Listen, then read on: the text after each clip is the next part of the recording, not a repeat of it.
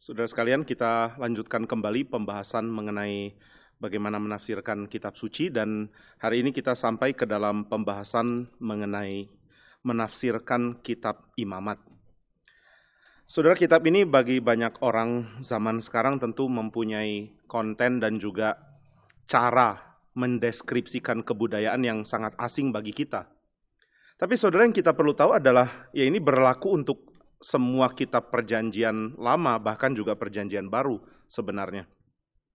Karena ada perbedaan zaman yang sangat jauh dan juga ada perbedaan budaya dan kebiasaan yang sangat besar, sehingga entah dia kitab Imamat kah, atau dia kitab Amsal, atau dia Injil Matius, atau surat Paulus kepada jemaat Roma, ya sama sebenarnya. Yang berlaku adalah kita coba menafsirkan apa yang menjadi kebiasaan dan cara berpikir dan juga cara membicarakan sesuatu pada zaman itu, dan juga berusaha untuk memahami tema-tema apa yang sebenarnya sangat ingin ditekankan melalui relasi maupun benturan dengan kebudayaan sekitar pada zaman itu. Kita tidak bisa lari dari fakta ini. Seorang penafsir di dalam abad yang ke-18 bernama Schleiermacher, Friedrich Daniel Ernst Schleiermacher, sudah menekankan hal ini.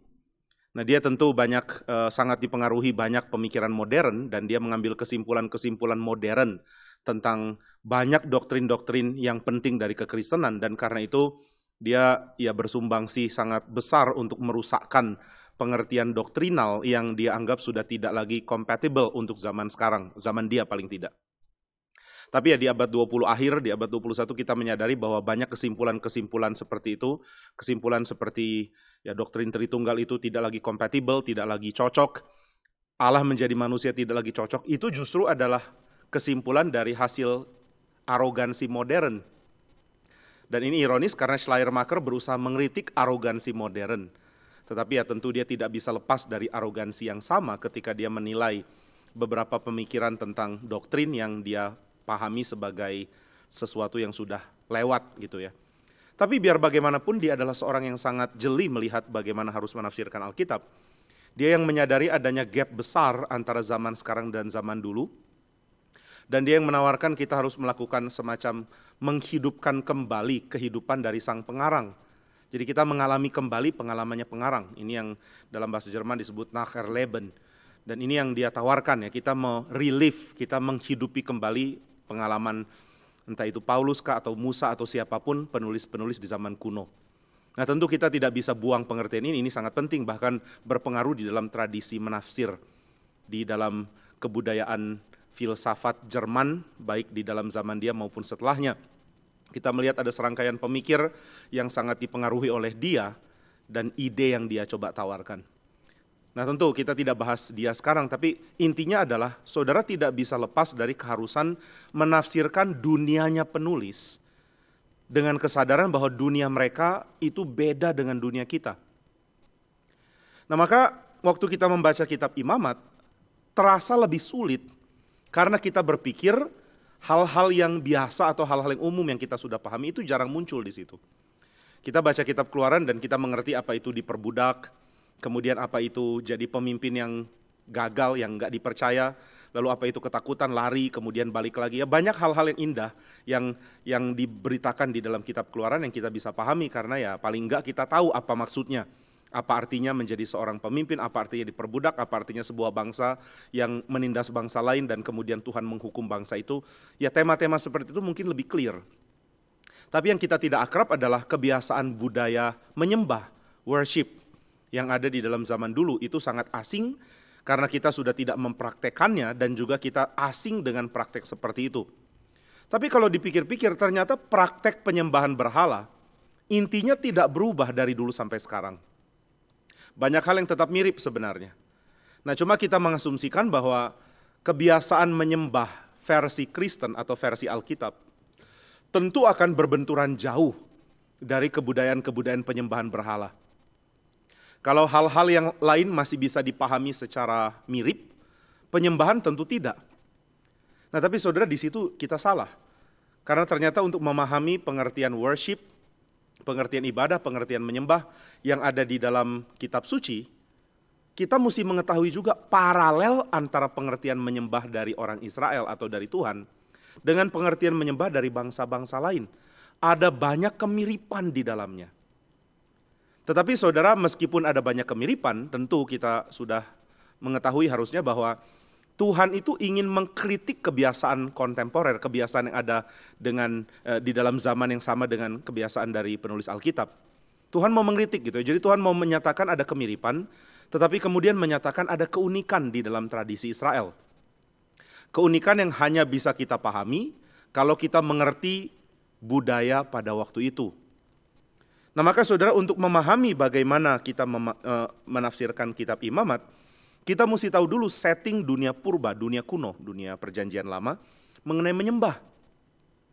Di dalam zaman kuno, menyembah adalah tindakan yang sifatnya itu membangun kebutuhan bersama, ada simbiosis gitu, ada kehidupan bersama antara manusia dan dewa.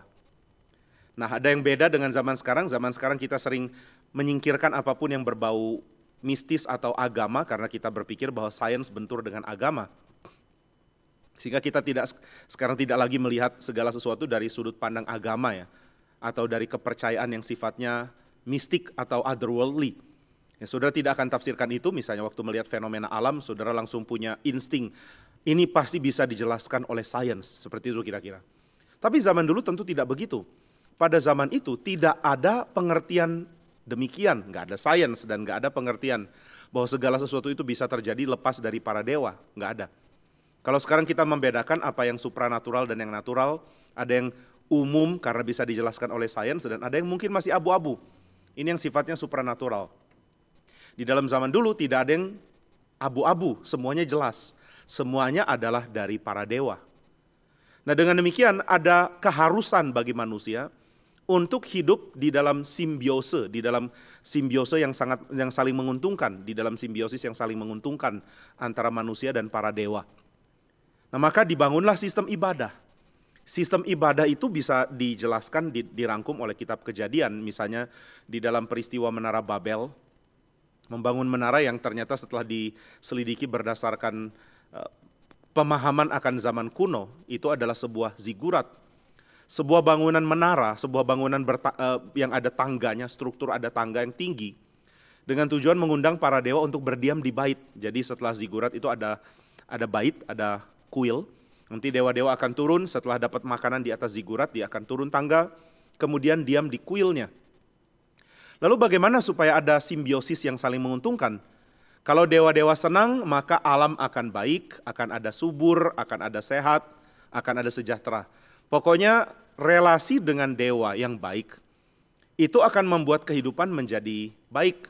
Ada harmoni, ada keadaan yang limpah, ada kesehatan, kesenangan, panen, dan lain sebagainya. Nah, maka perlu sekali untuk menenangkan hati para dewa, untuk memberikan persembahan, dan untuk melakukan apa yang para dewa inginkan, ya, memberikan apa yang perlu di dalam bentuk ritual.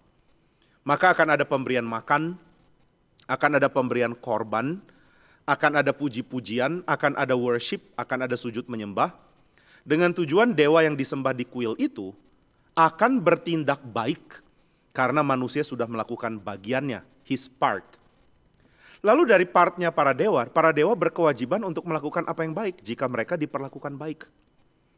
Dan di dalam berbagai jenis budaya pada zaman kuno, ada satu suara yang mirip, yaitu para dewa memerlukan tindakan melayani dari manusia. Para dewa memerlukan servis dari manusia ini. Para dewa memerlukan makanan yang mereka sajikan, para dewa memerlukan kesukaan orang-orang untuk menyembah mereka. Para dewa sangat menyenangi diperlakukan sebagai dewa oleh umatnya, disembah, dipuja, ditinggikan, dan diberikan korban. Mereka memerlukan itu. Nah, maka keperluan itu dipenuhi oleh tindakan worship, tindakan ritual dari umatnya, dari pengikut dewa itu. Lalu dewa itu akan memberkati. Berkat diberikan karena ada ritual yang diberikan kepada para dewa. Karena ada worship, karena ada pelayanan, karena ada penyembahan. Nah, jadi para dewa akan senang karena dilayani, disembah, dan diberikan korban. Lalu mereka akan balik memberkati. Nah, tapi saudara, kalau kita lihat di dalam kitab Imamat, ya kita akan mengerti bahwa Orang di dalam kebudayaan seperti yang saya jelaskan tadi memang secara sangat garis besar dan cuma lewat begitu aja, tapi itulah budaya yang terjadi pada waktu itu, yaitu budaya penyembahan. Segala sesuatu berkait dengan para dewa. Kamu mau anakmu sehat, sembah dewa baik-baik. Kamu mau mempunyai alam yang baik, sembah dewa. Dewa mau senang, ya berkati manusia. Karena kalau manusia diberkati, mereka punya panen, mereka akan memberikan makan. Jadi mereka akan diservis oleh manusia. Jadi ada kebutuhan yang saling dipenuhi oleh pihak yang lain ya. Ada relasi yang secara simbiosis hidup bersama, itu akan saling memberikan keuntungan. Nah, itu yang dipahami pada zaman dulu. Dan saudara langsung membaca, kalau kita ngerti pola tadi, kita akan lebih ngerti kitab Imamat. Kitab Imamat juga settingnya seperti itu. Ada kemah, tempat sucinya Tuhan. Lalu ada kehidupan di sekitarnya, ada kuil atau bait, yaitu kemah suci, dan ada kemah-kemah orang Israel di sekelilingnya. Nah tentu harus ada ritual dong, tentu harus ada penyembahan yang tepat, supaya ya paling tidak kalau sama dengan orang lain, supaya dewa-dewa atau Tuhan atau siapapun lah memberkati. Nah kita harus berikan sesuatu yang diperlukan oleh dewa, yang disenangi oleh dia, supaya kita disenangi dan diberikan berkat. Nah itu kan pemahamannya, tapi ketika orang membaca kitab Imamat, ya saudara harus tahu kitab Imamat tidak bisa dibaca dengan mindset yang lain, mindsetnya mesti itu. Dan justru kalau kita punya mindset itu, baru kita tahu bahwa kitab Imamat memberikan kritik terhadap praktek itu. Karena kitab Imamat memperkenalkan tentang Allah yang berbeda dengan para berhala. Allah tidak sama dengan para berhala. Perbedaan pertama yang jelas adalah Allah adalah yang memberi berkat, bukan karena tindakan Israel dianggap menyenangkan hati dia. Dia tidak melakukan tindakan yang bersifat resiprokal ya. Dia tidak memberikan tindakan yang bersifat payback time. Dia tidak melakukan sesuatu karena Israel melakukan apa lebih dulu. Jadi saudara bisa mendapatkan kesan ini bahwa Allah adalah Allah yang provides everything. Dia menyediakan segalanya. Dia menyediakan tempat, dia menyediakan makanan, dia menyediakan cara tinggal, dia menyediakan aturan untuk hidup, dia menyediakan pengharapan, dia yang menyediakan janji, dan dia yang menyediakan dirinya untuk menggenapi janji dia. Jadi kalau saudara lihat, Allah adalah Allah yang memenuhi segalanya untuk Israel. Allah adalah Allah yang memberi segalanya.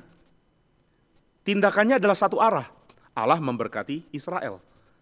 Nah sehingga ketika kita melihat di dalam kitab Imamat, pengaturannya itu adalah pengaturan yang mempunyai pengertian lain dari pengertian umum. Pengertian umum dari worship, dari ibadah, dari ritual-ritual agama adalah untuk menyenangkan dewa supaya dewa menyenangkan kita.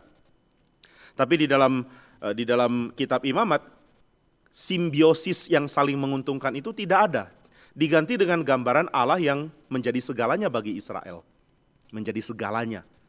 Nah kalau begitu ritualnya menjadi ritual yang sifatnya lain. Bukan untuk menenangkan hati dewa, bukan untuk membuat dia memberkati kita. Lalu apa tujuan ritualnya dong? Nah ini sebenarnya yang kitab Imamat mau kita gumulkan. Jadi saudara ini kitab yang sulit tentunya, saudara tidak bisa dengan gampang memahaminya. Dan ya ada banyak bagian dalam Alkitab yang memang sulit. Tetapi saudara harap kita ketahui bahwa kita tidak mampu mendapatkan kesimpulan langsung, itu tidak berarti kita tidak bisa dapat berkat dari kitab ini. Meskipun banyak hal kita masih bingung dan kita masih anggap itu sebagai misteri, namun panduan bahwa kitab ini menawarkan jenis ritual yang beda, paling tidak akan membuat kita bertanya-tanya waktu baca, ritualnya untuk apa kalau begitu? Nah ini yang saya harap kita bisa senangi waktu baca Alkitab ya. Jadi bukan baca untuk mencari kira-kira ayat-ayat yang ditampilkan, yang dituliskan di dalam kitab ini bisa berguna apa untuk memimpin hidup saya sekarang. Karena saya melihat hidup saya masih misterius nih ke depannya. Tolong Alkitab yang beritahu harus ngapain supaya hidup saya bisa lebih jelas. Tapi ya jangan dekati Alkitab dengan cara itu. Mari dekati Alkitab dengan pengertian bahwa Alkitab sendiri masih misterius bagi kita yang terbatas dan bodoh ini. Dan kita perlu memahaminya, kita perlu cari tahu. Apa sih yang Tuhan mau ungkapkan kepada kita, apa yang dia mau bagikan ya di sini. Nah jadi kita sambil baca sambil cari tahu kira-kira unsur apa yang Tuhan mau bagikan di dalam ritual ini. Dan saudara kalau kita baca di bagian awal langsung ada pengaturan tentang korban, bagaimana membawa binatang lalu dimatikan. Nah di sini akan membuat kita teringat bahwa ya ini tindakan normal. Tindakan normal. Orang mau datang kepada dewa, mereka harus bawa makanan. Mempersembahkan sesuatu kepada para dewa. Tapi ketika saudara baca, saudara sadar bahwa apa yang ditekankan di dalam konsep korban di kitab Imamat itu bukan untuk itu. Tuhan akan mencium asap ini sebagai korban yang menyenangkan hatinya. Tuhan akan menerimanya sebagai makanan yang menyukakan Dia. Itu ungkapan yang umum ya, semua konsep penyembahan ada pengertian itu kan. Saya memanjatkan sesuatu untuk diperkenan oleh Tuhan. Tetapi saudara, kitab Imamat memberikan setting yang lain, di mana apa yang dipersembahkan ke Tuhan itu naik sebagai sesuatu yang menyenangkan Dia. Dan unsur yang menyenangkan Dia itu tidak bersifat makanan, tetapi bersifat religi, bersifat pengertian agama, bersifat simbol teologis. Ada sesuatu yang dipanjatkan dan itu menyenangkan hati Tuhan. Dan pembahasan ini nanti akan membuat kita makin makin sadar bahwa yang dipanjatkan ke Tuhan dan menyenangkan hati Tuhan itu bukan makanan, bahkan bukan cuma ya, bukan makanan. Tuhan menyenangi ketika umat Tuhan datang kepadanya di dalam doa, di dalam mempersembahkan hidupnya dengan total, di dalam kerelaan untuk mengikuti Dia, di dalam bertindak adil dengan sesama, itu menyukakan hati Tuhan. Jadi kalau saudara susun ya, nanti kalau saudara baca Alkitab makin lama makin sering, makin banyak yang saudara ingat, saudara akan sadar bahwa memanjatkan sesuatu untuk diperkenan Tuhan, itu beragam. Bukan cuma mempersembahkan korban yang akan menyenangkan Tuhan. Hidup yang berkenan menyenangkan Tuhan. Mengasihani orang miskin menyenangkan Tuhan. Menghormati orang-orang yang layak dihormati menyenangkan Tuhan. Menjalankan kehidupan yang adil menyenangkan Tuhan. Dan bahasanya mirip, dipanjatkan untuk menyukakan Tuhan. Doa juga dipanjatkan untuk menyenangkan Tuhan. Jadi ada something else di sini. Ini bukan untuk makanan yang mengenyangkan Tuhan, tapi ada tindakan yang menjadi simbol ternyata. Simbol untuk apa ya? Ini masih belum tahu. Ya saudara, kalau baca kitab Imamat jangan langsung jump into the conclusion. Saya sudah ngerti kesimpulannya. Kristus mati bagi kita sehingga kita diperkenan oleh Tuhan. Ya benar, Kristus mati untuk kita dan sehingga kita diperkenan oleh Tuhan. Tetapi kira-kira kitab Imamat itu mau bagikan aspek apa dari relasi kita dengan Tuhan yang menyelamatkan kita? Maka konsep korban itu harus dilihat dan dipahami dengan cara yang unik. Saudara jangan preteli satu-satu kemudian mengatakan, oh ini artinya ini, kalau sapi dipotong-potong artinya ini, bagian paha dipotong artinya misalnya kita harus lebih sering lagi nyanyi bagi Tuhan atau apa. Jangan gunakan simbol yang Alkitab sendiri asing terhadapnya ya. Alkitab lagi nggak ngomong itu. Nah jadi saya tidak akan beritakan tentunya apa yang secara detail kitab Imamat katakan, tapi intinya adalah korban itu dipanjatkan untuk something else, untuk sesuatu yang lain. Dan sesuatu yang lain itu nanti akan bertumpu pada pengertian darah yang dipercik. Darah yang dipercik, ada tindakan membersihkan. Tindakan membersihkan yang dilakukan di seputar kemah suci. Berarti saudara, ritual memberikan korban itu identik dengan membersihkan bait. Kenapa ada ritual membersihkan bait ya? Kenapa korban ini tidak digunakan untuk mengenyangkan Tuhan atau membuat hati Dia senang? Tapi ritual ini lebih kepada membersihkan tempat suci, membersihkan bait. Ini hal pertama, nanti kita akan kembali ke situ. Jadi korban adalah untuk membersihkan bait, memelihara kesucian dari sanctuary, dari kemah suci. Lalu bagian kedua dari kitab Imamat ada pembahasan mengenai para pelayan di seputar kemah suci, yaitu para imam. Para imam juga dibahas dengan sangat hati-hati. Imam itu lain dengan imam dari penyembahan berhala. Imam yang melayani dewa-dewa di dalam kuil, di dalam bait mereka, di dalam tempel mereka. Adalah imam-imam yang tugasnya menjadi pengantara ya, menjadi orang yang mendapatkan omen, mendapatkan wahyu kemudian membagikannya, orang yang tahu harus ngapain, orang yang akan mewakili untuk memberikan doa yang lebih efektif. Saudara nggak bisa mendekat kepada para dewa, harus mereka yang dekat, mereka yang disucikan. Lalu saudara sampaikan doa apa, nanti mereka akan bawa. Saudara minta apa, nanti mereka akan bawa. Imam-imam itu adalah kunci sukses untuk dapat berkat dari dewa, pengantara kita. Tapi di dalam kitab Imamat, para imam itu melayani dengan hati untuk umat, mencintai umat. Ini gambaran yang indah, mereka harus memelihara hidup dan setelah itu mereka boleh menjadi orang yang belajar mencintai umat. Lalu saudara, ada berbagai macam ajaran mengenai manusia itu tahir atau tidak, layak tidak mendekat ke kemah suci. Ingat ini seputar kemah suci. Dan ini lagi-lagi umum. Ketika saudara baca atau saudara coba selidiki tentang penyembahan berhala pada zaman itu, ya tidak semua orang boleh mendekat. Ada orang-orang yang akan dianggap cemar, nggak boleh mendekat. Nah, kitab suci juga membahas itu. Kitab Imamat membahas yang nggak boleh mendekat adalah yang ini, perempuan yang sedang datang bulan atau laki-laki yang sedang ini. Harap saudara baca di dalam kacamata zaman kuno, ini umum. Semua pengertian yang kita bisa dapatkan dari dunia kuno menjelaskan hal yang sama tentang bangsa-bangsa lain juga. Jadi saudara, kalau orang kuno dalam zamannya kitab Imamat membaca kitab ini, nggak ada yang aneh dengan mengatakan ada orang yang tidak layak untuk datang. Memang begitu kok aturannya. Tapi yang unik dari Imamat adalah bahwa orang yang tidak layak itu hanya tidak layak untuk sementara. Jadi saudara bisa lihat ya, bayangan mengenai harus ada pembersihan tempat suci, lalu ada orang-orang yang tidak layak. Ini ada poin yang mirip. Pembersihan tempat suci menunjukkan bahwa kita nggak boleh mendekat sebenarnya.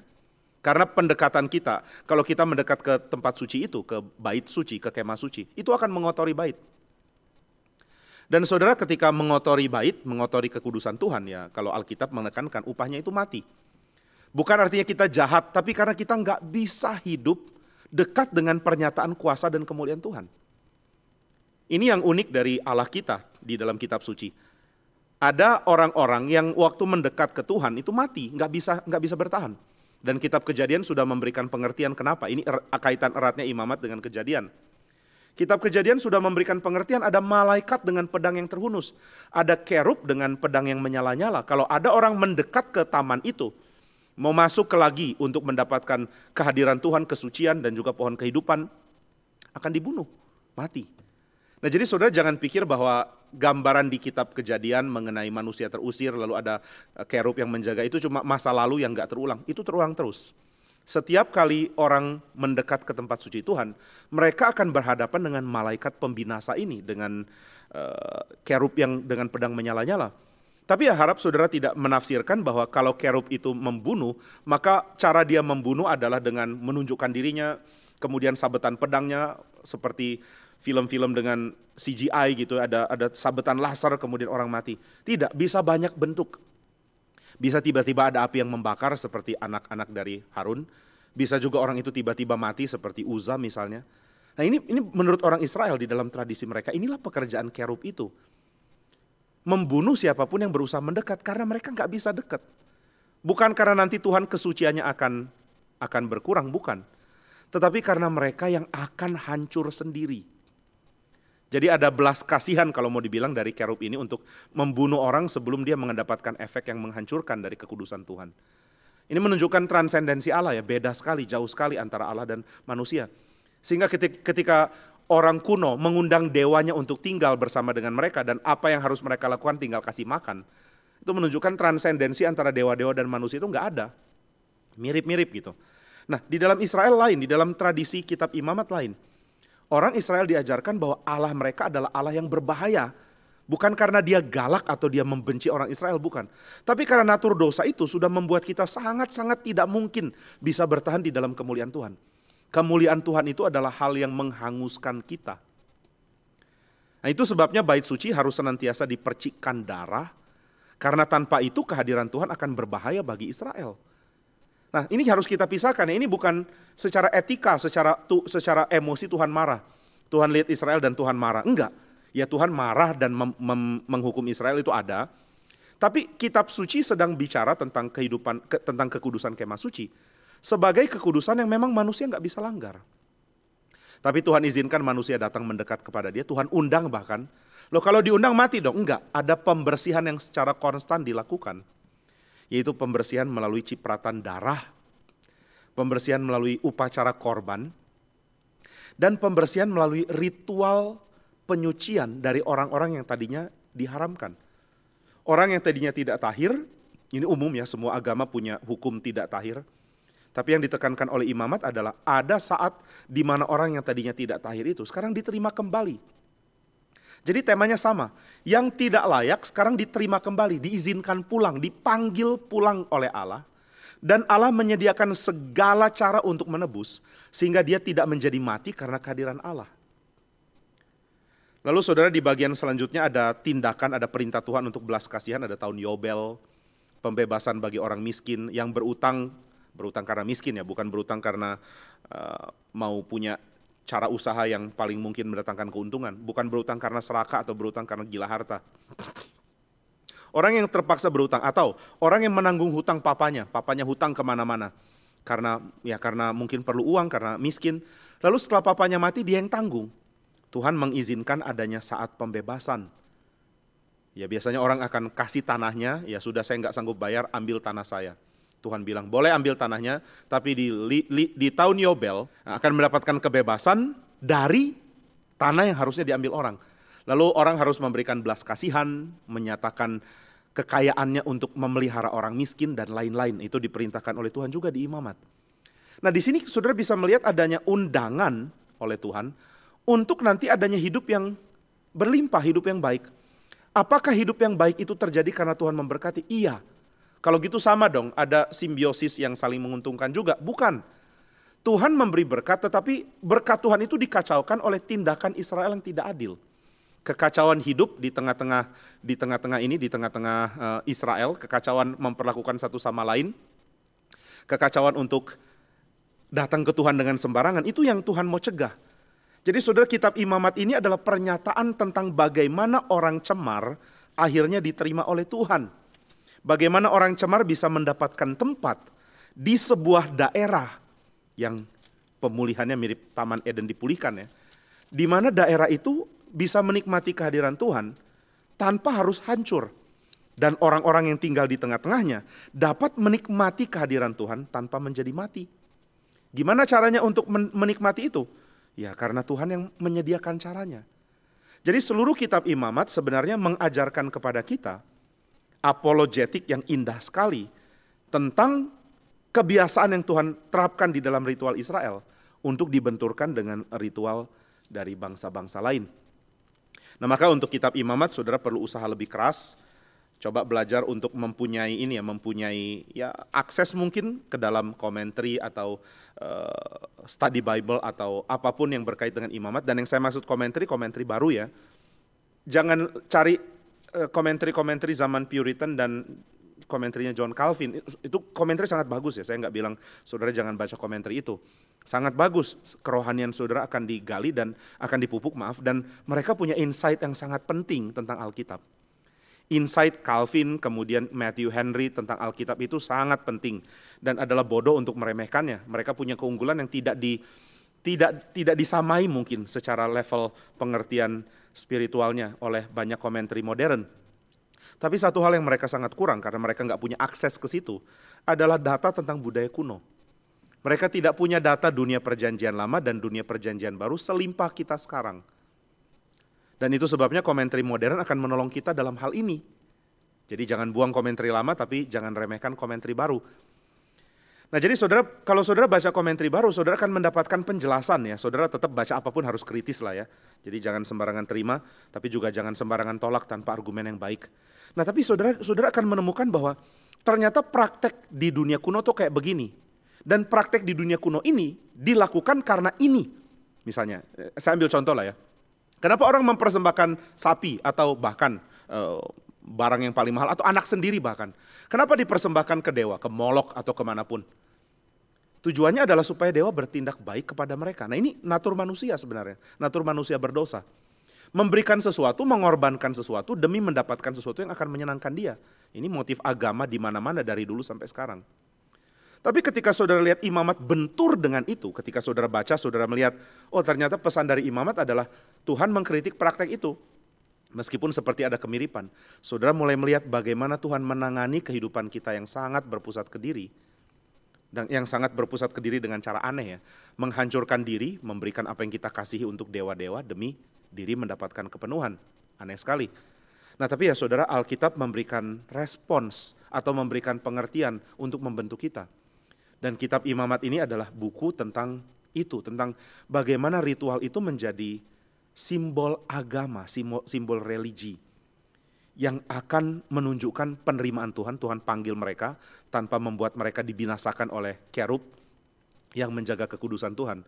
Bagaimana Tuhan memulihkan, bagaimana Tuhan hadir dan menampung orang-orang untuk datang kepada Dia. Tuhan yang memberikan makan, di bait itu ada roti untuk imam, jadi Tuhan yang kasih makan. Tuhan yang provides everything, Tuhan yang mau ada kedamaian di dalam komunitas hidup orang Israel. Jadi kitab Imamat adalah tentang kehidupan yang indah karena ada keadilan dengan sesama dan ada Tuhan yang tidak menghanguskan kita. Nah, inilah kitab Imamat. Nah, saudara, harap ini boleh menjadi dorongan bagi kita untuk kembali membaca, dan saya harap saudara tidak menjadi kecil hati kalau membaca Kejadian, Keluaran, Imamat, atau kitab manapun, lalu merasa masih banyak yang tidak dimengerti. Memang itu menyenangkan ya, saudara akan tetap punya subjek atau tetap punya bahan untuk saudara pelajari lebih dalam, dan pasti makin dalam saudara mengerti, akan makin besar buah yang saudara dapat. Sampai di sini penafsiran kitab Imamat dan sedikit latar belakang mengenai kitab ini. Kita akan lanjutkan di pertemuan berikutnya mengenai kitab Bilangan. Tuhan memberkati kita semua.